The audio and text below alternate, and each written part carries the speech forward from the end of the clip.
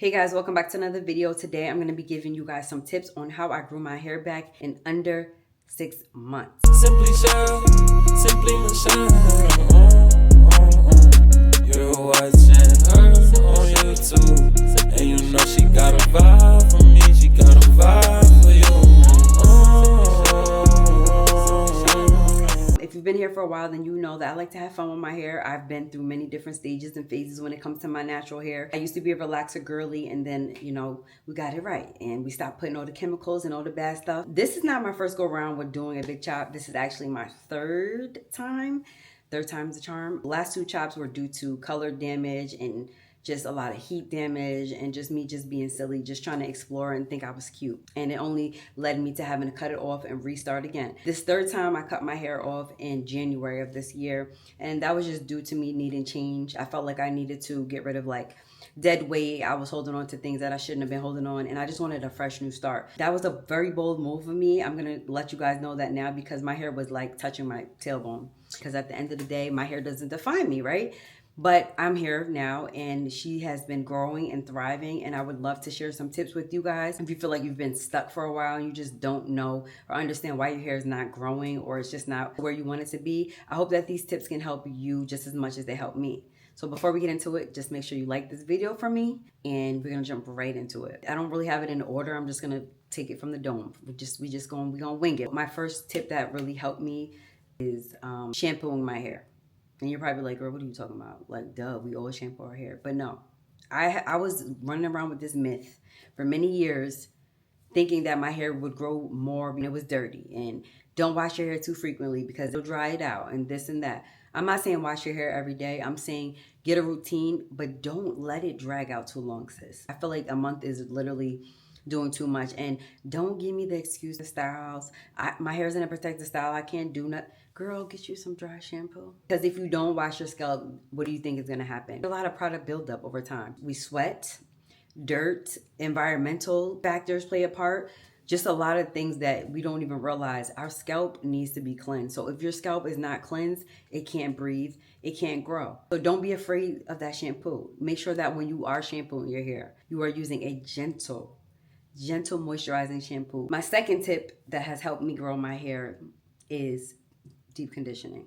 This is something that I'm gonna always say when it comes to growing your hair out. You need moisture. Even if you don't have natural hair, deep conditioning your hair is like that extra boost that your hair may need. Even if you've been slacking off with moisturizing your hair throughout the week, you've just been neglecting your hair because it's been under that wig, it's been in braids for months, and you're like, she's dry. You wanna get you some deep conditioners because that's that extra hydration that your strands are gonna need. Your hair is dry, it's not gonna grow. It's just gonna break. You're gonna see a lot of shedding. You're gonna constantly see hair on the floor. Although our hair does shed every day, sometimes the shedding is not good shedding, if that makes sense. So you wanna make sure that you're deep conditioning your hair.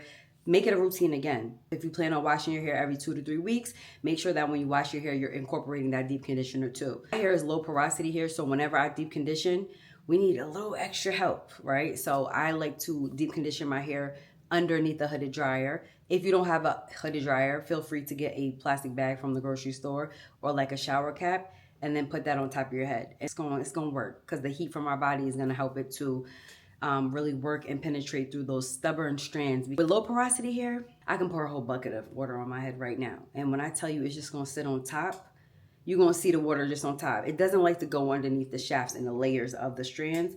So you have to work a little harder. So if you have extra dry hair, that's definitely gonna help you get all the moisture that your hair needs. Next step that has helped your girl out, okay?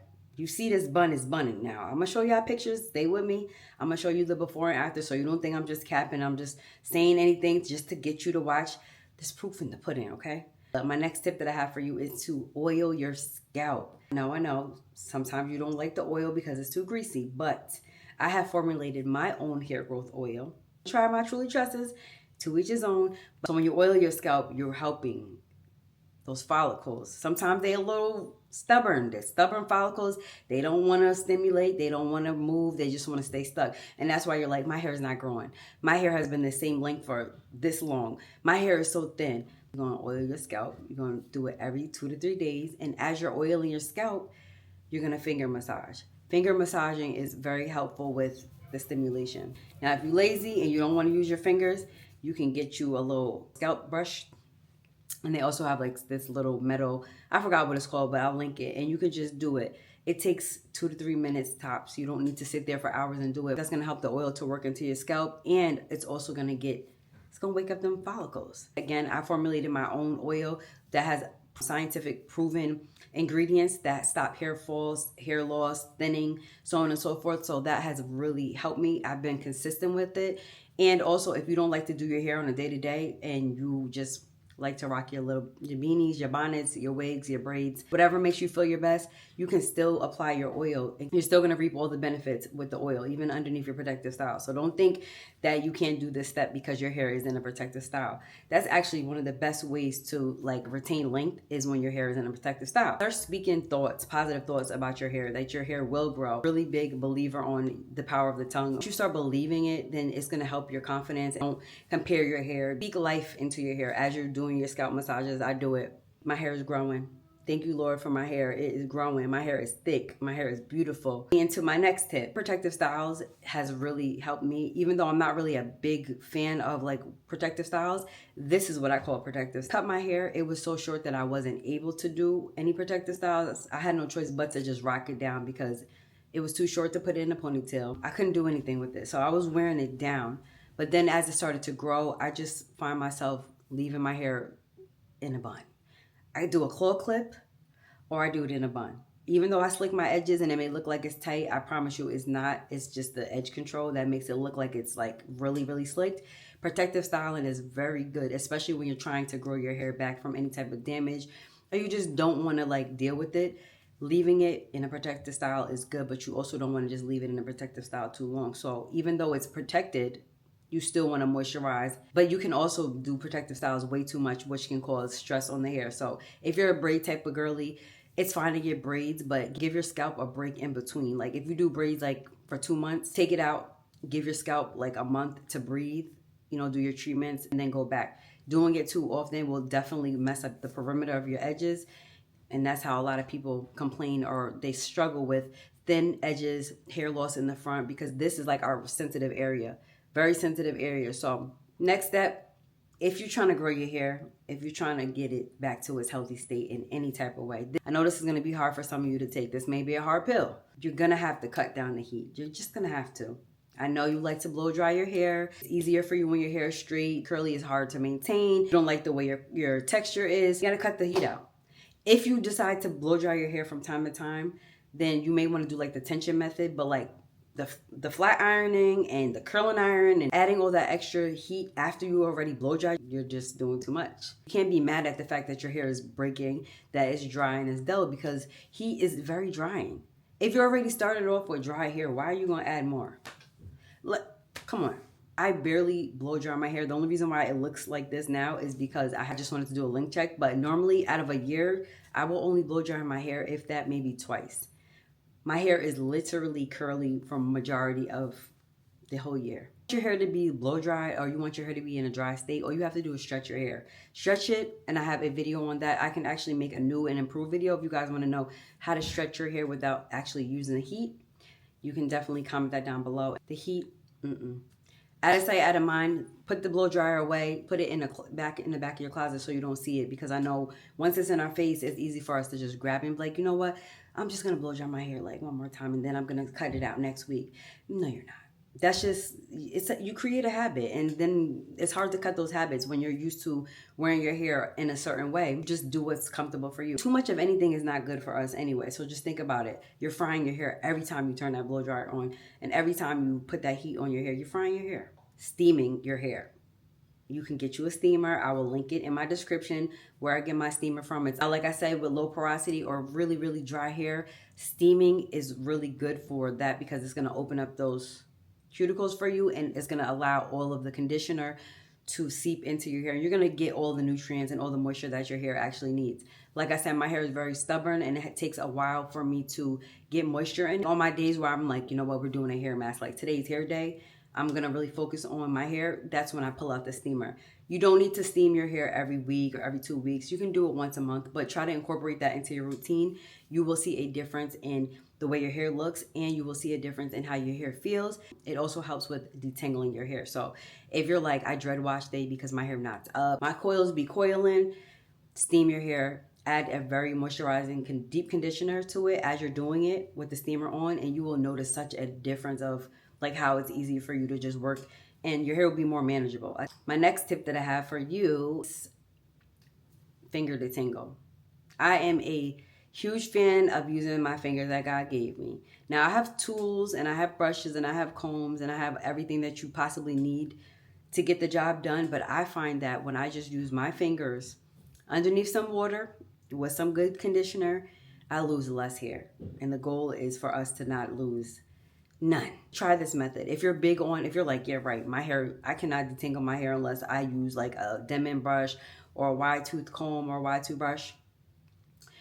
Make sure your hair is so fully saturated. Make sure and apply your conditioner. Just don't try to detangle your hair unless it has some type of hydration in it.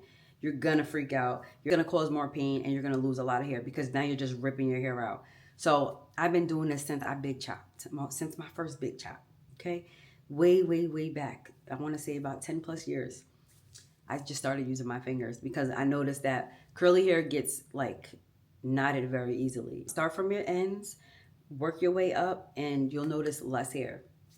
It's a game changer. Don't get me wrong, like when I slick my hair, when I style my hair, of course I have brushes, but make sure like your styling tools are not harsh. Try not to detangle your hair with like a rat tail comb. Make sure that the teeth on the combs and the brushes are very wide, because with curly hair you want to be able to like have space to like let it glide through. Anything that's too tight, like the bristles are too tight, you're more susceptible to getting your hair tangled or it can get knotted faster. The thing that I did to grow my hair is that I kept the same routine. I'm big on routine. I find that I just work better. Life is just much easier when you have some type of routine, whether it's your lifestyle, you know, whatever your day to day, your hair needs a routine too. Just like you get up every day and you do your 1-2, your hair needs that same exact routine. Find like a day that's gonna work for you where you don't have too much on your schedule and you can take the time out to focus on just your hair. Because with natural hair, you're gonna be there for a little minute. You have to make sure that you are wanting to do this and you're willing to do this, because it'll show. If you don't have the patience, then you know it can be very discouraging if you don't build a routine, because it's like, okay, I wash my hair in 3 weeks and then you don't wash your hair again for like another 2 months, and then you are trying this product and then you're trying that product. You want to keep the same day for your wash day. You want to keep the same products, because if you're switching products, like I'm guilty of that. Like when I first started, I was trying every product that I seen in the store with coils and curls on it. For thirsty hair, it was in my cart. And I've realized that that was just a waste of money. A lot of times the products were not for me. I didn't read the ingredients, which is another thing. You want to read the ingredients and make sure that once you find the products that work for your hair, just stick with it. That way you can basically like gauge your progress and you can tell, okay, well, that doesn't work for me. My hair hated this one, but my hair loves this one. If you're changing too many products, you can't really tell which one is really working because you're not being consistent with one product long enough to see how your hair actually does with this. For me, my hair loves humectant. So like I'm always gonna look in the back of the bottles for products that contain water. That has to be the first ingredient. Then I look for products that have like honey in it, or products that have aloe vera, products that have glycerin. Those are moisturizing agents. So I already know when I see any of those ingredients, I know that my hair is gonna benefit from it. So just make sure that you learn your hair. That way it'll make it much easier for you when it comes to styling and manageability. Slow down buying products in the store and have started using more like DIY, you know, herbs and stuff that I find that are more natural, because I feel like a lot of products in the store, they're not unrefined. So that is another thing that I feel has helped me really grow my hair. I do a lot of DIY hair treatments and using herbs. As ever I'm styling my hair, I make sure that I do either the LCO method or the LOC method. Again, if you struggle with really dry hair, or you struggle with your hair, like it doesn't look right, it looks dry after it's styled, you just hate how it looks, incorporating these 3 steps is a really good method to keeping your hair hydrated longer, and it looks better. Like the appearance of your hair looks so much better with a leave-in, a cream, and an oil. And I literally do this method every single time and my hair never disappoints. Definitely try to do the LCO method and or the LOC, which is a leave-in, an oil, and a cream. So you're just basically just switching the steps. Whichever works best for you, highly recommend it, because it helps with moisture. And moisture, I cannot stress it. Wet your hair. Water is going to be your hair's best friend, okay? I'm telling you, natural hair needs water to thrive. Water-based products, drink your water. Diet also can help as well. Last tip is to take pictures of your progress, take pictures, because you won't even know that your hair is growing by just looking at it sometimes, or unless somebody compliments you and like, oh girl, your hair is growing, what you doing different? Every day you decide to take this journey serious and you're like, you know what, this is what I'm doing, I'm growing my hair back, or I'm gonna get my hair healthier. Start taking pictures from the first day. I don't care if your hair is in a ponytail, I don't care if your hair is down, whatever. Take a picture, take videos, because I promise you, you will see such a difference. It took a while for me to realize that my hair was growing because of how I cut it. I cut my hair into a bob cut. It was like one of the really short bob cuts. And I was just like, it's gonna take me forever and a day to grow my hair back. I'm so glad that I saved my pictures, because now I can go back, I can do it before and I can do it after, and then you compare and you're like, oh, okay, she's growing, she's thriving. That's pretty much all that I really do to grow my hair back, honestly. And people are always asking me like, what do you do? Do you take hair vitamins? No, just have fun with it. Don't stress too much about it. I know it's easier said than done. We all have different hair struggles, right? Mine's maybe different than yours. Just found a routine that worked for me after lots of trial and error. But once you figure out your simple routine, your simple product, styling methods, before you know, your hair is gonna be healthy. You just have to cut out those bad habits. And I know it can be very hard sometimes. You still having our hair look a certain way. So it's just like, well, I'm transitioning right now and I don't like how my natural hair looks because it's too short. I don't like how my hair looks when I wear it down because it looks dry. Or my hair is thin, right? Like we all have different struggles and different goals, hair goals. But I promise you, if you stay committed to it, you will definitely see a difference. When I tell you my hair was damaged, I cut it. So many times I damaged it, so many times. Like I didn't even think that my hair could grow to the length that it did. It superseded my goal. I just wanted my hair to grow like like my lower back. My hair was touching my tailbone. And that's just because I started having fun with it. I stopped stressing about the length and I just was more interested in like the health of my hair. Like what do I need to do to get my hair to this healthy state? And once your hair is at a healthy place, it's gonna just take off. It has no choice but to thrive and grow. So I hope that this video was helpful. If it was, please give it a thumbs up. And also comment down below, what's your hair goals for 2025? 2025, actually going into 2026, because this year is almost over. But comment down some of your hair goals and also your hair struggles so that we can grow and uplift each other as well. But I hope that this video motivated you and inspired you that your hair can grow. It can only get better, but that's only up to you if you're willing and dedicated to take this journey, right? And life is a journey. So it have to be willing and dedicated and ready. So I love you guys, and I will catch you in my next upload. Simply Michelle.